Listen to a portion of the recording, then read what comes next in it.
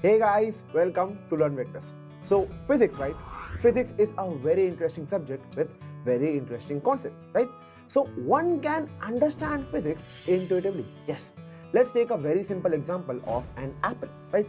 Now, as I let go of this apple, what will happen? This apple will fall down, correct? So, I can conclude that you guys understand the physics of a body falling down intuitively, which is called as gravity. Yes, you guys understand the concept of a body falling down intuitively. Now, what if I ask you about the acceleration of the body, or how much is the acceleration of the body, or what is the force acting on the body, or how much is the force acting on the body, right? Now, here comes the quantitative part, here comes the mathematical part. So, to understand physics totally, you need to understand a certain concept intuitively, and you need some mathematical tools or mathematical methods to express it, right? Because mathematics is the language of physics, right? So in this chapter we will first see some physical quantities. We will see how these physical quantities behave when they are added, subtracted and multiplied, right? And then we will give a look at calculus. All right, so let's start our chapter of mathematical methods. All right, now let me first start our chapter with some physical quantities, right?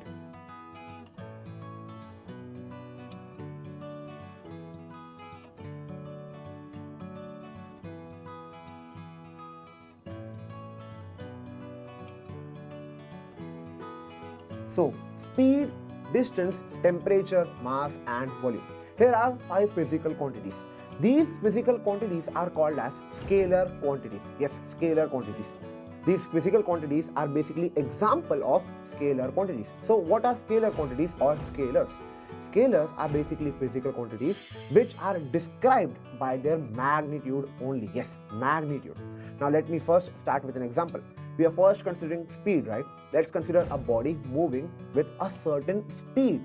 So to express or to describe the speed of the body, you're going to say that this body is moving with the speed of 3 meter per second, right? 3 meter per second. So you have expressed the speed of the body with the help of a number and an unit. So to express the magnitude of a certain physical quantity, you need a number associated with the unit. Here we have the number 3 associated with the SI unit of speed, which is meter per second, right? So to describe speed, we just need magnitude, which is 3 meter per second in this case, right? Now let's talk about distance. Here we are considering a certain path. The path traveled by this body in this given path is distance d equals to 4 kilometer, correct? 4 kilometer, right? Here again 4 is a number associated with a unit, right? So again, to express the magnitude of a certain quantity, we will use a number associated with a unit, right? Distance is a scalar quantity. That means you need a number and a unit to express it or describe it properly, right? So next, let's talk about temperature. Let's say the temperature of this room is 27 degrees Celsius, right? So basically, to describe the temperature of room, you just need to specify the magnitude of temperature, which is 27 degrees Celsius, which is the number associated with a certain unit. Let's talk about mass. Mass of this given body is 3 kgs, correct? 3 kg, again a number associated with a unit, is describing perfectly the mass of a given body, right? You do not need anything to specify mass. You just need a number associated with the unit of mass, which is kg here. So 3 kg is the mass of this given body. Now let's talk about volume. Volume in this certain container is 2 liter. Yes, 2 is a number, liter is a unit. So volume of a certain body is just described by the magnitude, which is 2 liter in this case. So these are the few examples of scalar quantities which can be described by their magnitude only, right? Now let's talk about another type of quantity which is called as vector quantities or vectors. So let me write some example of vector quantities.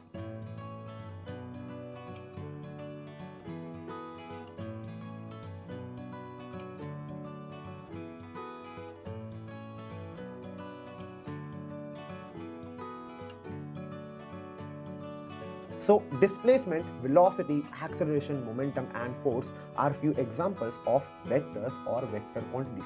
Vectors are those physical quantities which require magnitude and direction for their complete description. Yes, for their complete description, they require the magnitude as well as direction, right? Let me first start with displacement, right? Let's consider this path, right? We know the path covered by the body here is 4 kilometer, as in this case, right? It's 4 kilometer.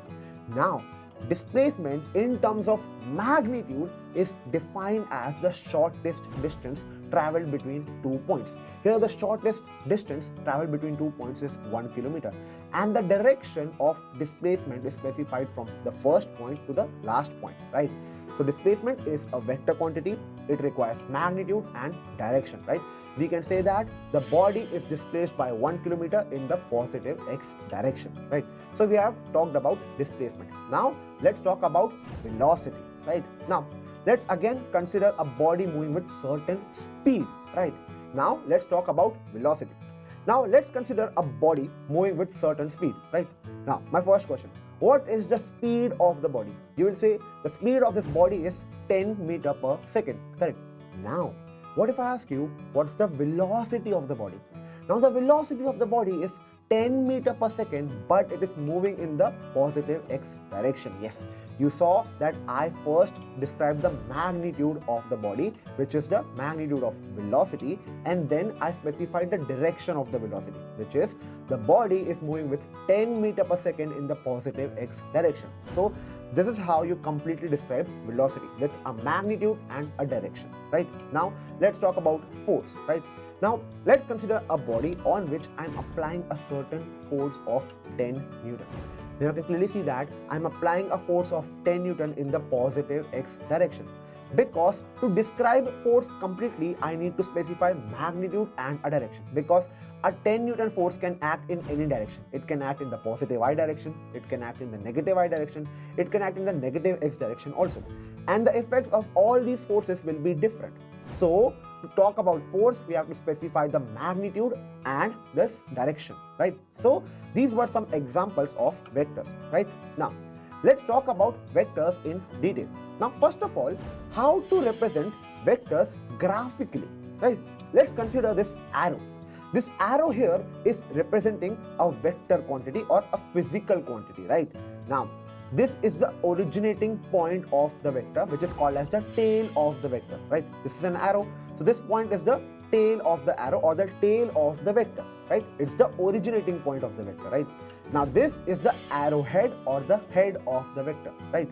Now the length of the arrow is basically telling me or giving me the information about the magnitude of a vector. If I increase the length of the arrow, if I increase the length of the vector, the magnitude of that physical quantity is increasing. If I decrease the length of the arrow, then the magnitude of that physical quantity is decreasing, right?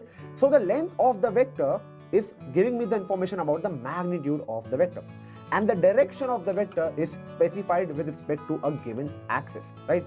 So that's how you represent a vector graphically, right? Now how to name a certain vector? So the vector is starting from the point P and ending at a point Q, right?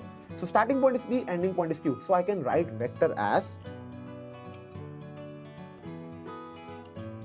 PQ vector or vector PQ. Yes, the starting point and the ending point, right? So vector PQ or PQ vector, right? Now there is a arrow segment over here to symbolically represent a vector, right? Now I can also call this as PQ bar. Yes, PQ bar. So there are three options: vector PQ, PQ vector or PQ bar, right? You can also symbolically represent a vector as just a line segment over it. So PQ vector or vector PQ or PQ bar, correct? Now you can also represent a vector by just one capital letter such as X bar, A bar and B bar, right? Again, vector A, vector X, vector B or A bar, X bar, B bar, right? Now this is how you symbolically represent a certain vector, correct? Now let's talk about some types of vectors. Yes, types of vectors. Let's start with a negative vector. Let's say we are first talking about a physical quantity which is displacement, right? So we are considering a vector a bar which is representing a displacement of a certain body which is 3 meter in this given direction, right? Now let's consider another body which is displaced by 3 meter but in the opposite direction, right? So here we have a vector a bar and here we have a vector b bar. You can clearly see the length of these two arrows or vectors is same. That means the magnitude of these two quantities is same, but the direction is opposite, right? So I can say that a bar and b bar are negative vectors of each other. That means you can say b bar is a negative vector of a bar or a bar is a negative vector of b bar. Correct. Now let's talk about an equal vector. Yes, an equal vector. So again we are considering displacement of a certain body which is 3 meter in this given direction, which is I have a bar, right? Now let's consider another body which is displacing by 3 meter but in the same direction. You can clearly see the length of these two arrows is same and they are in the same direction also. So I can say that a bar and b bar are equal vectors of each other, right? So this was equal vector, right? Now let's consider a coordinate system. Yes, a coordinate system. Now let's consider a certain point P, right? If I want to talk about the location of this point P, I will take the distance x from the y-axis and I will take the distance y from the x-axis, right? So if I know the coordinates of point P, which is x and y, I will know the location of this point P, alright?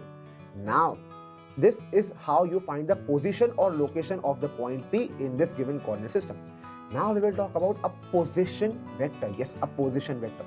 Now, from the origin, if I draw an arrow towards this point P, this will tell me about the position about point P. Yes, this is called as the position vector of this point P.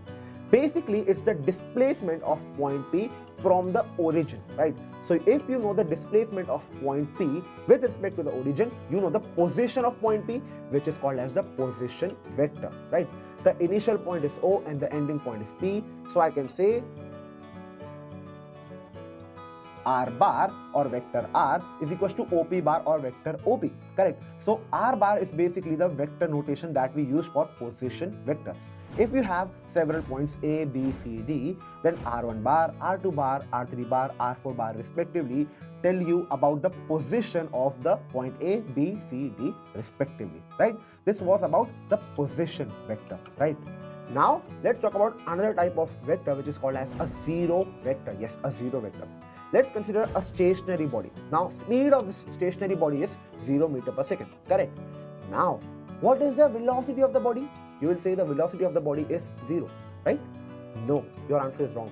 Velocity of the body is a zero vector because you cannot describe velocity with a given number. 0 is just a number, right? You cannot say velocity is 0.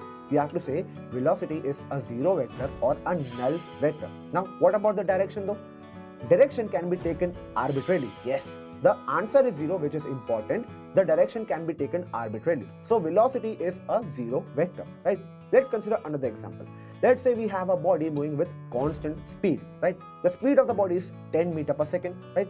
So I can say the velocity of the body is 10 meter per second in the positive x direction, correct? Now, what about acceleration? Acceleration is defined as rate of change of velocity, right? Now, velocity is not changing. That means acceleration here is a zero vector. Yes, it's a zero vector. You cannot write a bar equals to 0. No, you have to say a bar or vector A is a zero vector or a null vector, right? And the direction of acceleration can be taken arbitrarily, right? This was all about zero vector. Let's talk about a unit vector, right? For that, we'll first consider a vector m bar, right? Now, the magnitude of m bar is represented by the length of this arrow or the length of this vector, right? Mathematically, you write the magnitude of a certain vector as modulus of a certain vector. Yes, modulus of a certain vector is equal to the magnitude of that vector. So I'm representing the magnitude by m or modulus of a certain vector, correct? Now, I can write m bar as